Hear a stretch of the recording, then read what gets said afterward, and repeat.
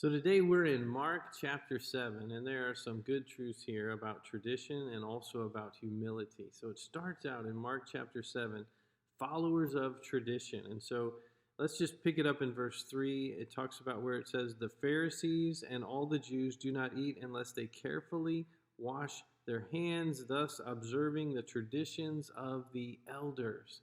So this is something that the Pharisees and the elders had established, that, hey, people need to dip their pots and cups completely in water, and they need to dip their hands completely in water. They need to baptize them, so to speak, and wash them. And if they don't, then they're eating with unclean plates and unclean hands, and they definitely aren't going to eat after a Gentile. And they have all these traditions, and they're focusing on their traditions as if those things, those works, are making them righteous. And so anybody that doesn't do it, they look down upon them. They basically condemn them, when God didn't specifically to tell them to do such things. These are traditions of the elders and Pharisees. And so they come to the marketplace and they notice that Jesus' disciples aren't doing that. And so in verse 5 it says, "The Pharisees and the scribes ask him, 'Why do your disciples not walk according to the tradition of the elders, but eat their bread with impure hands?'" They didn't dip their hands, and they're eating this bread. And Jesus is saying, hey, you guys are focused on the wrong things. Verse 6, "And he said to them, 'Rightly did Isaiah prophesy of you hypocrites, as it is written, this people honors me with their lips, but their heart is far away from me. But in vain do they worship me, teaching as doctrines the precepts of men.'" They were so focused on baptizing or washing their plates and hands that they were missing more deeper matters of the heart. And Christ points out one of the things that they were doing. Verse 8, "Neglecting the commandment of God, you hold to the tradition of men." Verse 9, "He was also saying to them, 'You are experts at setting aside the commandment of God in order to keep your tradition. For Moses said,'" so now this is in the law, "'Honor your father and your mother.'" Now this is one of the 10 commandments. Again, the 10 commandments are brought into the New Testament.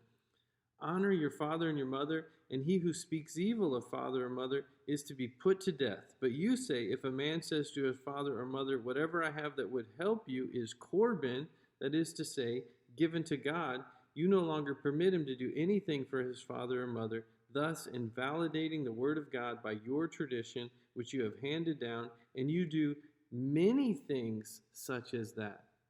So Corban was a word that they invented to where people would come and they would say, "I dedicate all my stuff to God," or Corban, "and so therefore I can't use this property or money or anything to help my parents." Now that's a horrible thing to do, because God commanded us to help our parents, to take care of them. So when they get older and elderly and they need help and support, we are to care for them and make sure that their needs are met just as they met our needs when we were young. This is God's commandment. Yet they were neglecting it. They had even invented a tradition or a way to neglect it, seemingly being righteous. "Oh, well, I have dedicated all this to God. Therefore, it is given to God. Therefore, I can't give it to my parents." What a horrible thing. What a heart that is so selfish. And we have to be careful that we don't have a heart that is selfish, and that we're trusting in things like going to church. Maybe we're trusting in that, but yet we're not really loving our neighbor. We have to really pray and meditate. "Oh God, don't let me be so focused on my works or my traditions that I'm missing deeper things." And Christ said to them, "And you do many things such as that." Then he goes on in Mark chapter 7, he's talking about the heart. It all deals with the heart. You guys sometimes get so worried about your traditions and what you're eating and if it was washed or clean that you're really not focused on the deeper things. Now, he also declares all food clean. So in the Old Testament, you had to obey these civil and ceremonial laws as well as the sacrificial laws. But in the New Testament, those things are gone. Now, the moral law, the 10 Commandments, that's still with us. But this is a part where part of the civil law is gone. Notice this. We'll start in verse 19. "Because it does not go into his heart." So he's talking about the things that go into your mouth aren't what defile you. It's the things that come out of your heart. Verse 19, "Because it does not go into his heart, but into his stomach, and then is eliminated." That. So when we eat something, it just goes out of us. "Thus he declared all foods clean. Did you see that? That's talking about how that old law, the ceremonial and civil, the dietary, that's gone now in the New Testament.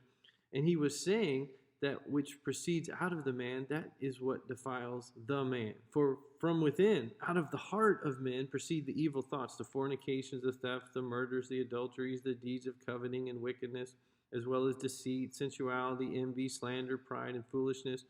All these evil things proceed from within and defile the man. Our heart needs to be transformed. We need to be born again. And we need to be continually denying our flesh and turning away from our evil desires. Our desires that want to keep all of our stuff and not give it to others. Even our parents, that's what they were doing. We also have that same kind of bent, and we must be careful.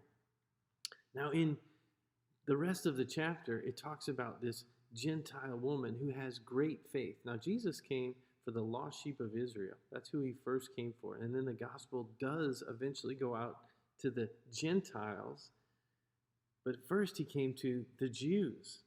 And so you see this Gentile woman who has a daughter who is possessed by a demon, and she is coming to him, wanting him to heal because she believes that he is the Messiah. Verse 26, now the woman was a Gentile, and she kept asking him to cast the demon out of her daughter. And he was saying to her, let the children be satisfied first. Speaking of the Jews, let the Jews be satisfied first, for it is not good to take the children's bread and throw it to the dogs. Now, wow, we think, whoa, what is Jesus saying? Verse 28, but she answered and said to him, yes, Lord, but even the dogs under the table feed on the children's crumbs. Even the puppies, that's kind of what the word means, even the puppies, they feed on what the children don't even want. You know, they drop it on the floor, they don't like it, and they drop it down, and they're not very careful with it, that the blessings of God. Can I just even have that? And he said to her, because of this answer, go, the demon has gone out of your daughter. Humility.